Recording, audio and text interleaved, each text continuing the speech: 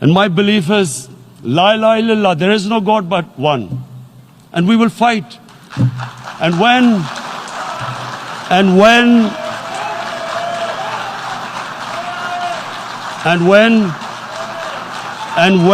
a nuclear armed country fights to the end, it will have consequences far beyond the borders. It will have consequences for the world, which is why I repeat I'm here. Because I'm warning you, it's not a threat. It's a fair worry that where are we headed? And I've come here to tell the UN, you've got to, this is a test for the United Nations. You are the one who guaranteed the people of Kashmir the right of self-determination. They are suffering because of that. And this is the time. This is the time not to appease like in 1939 appeasement took place.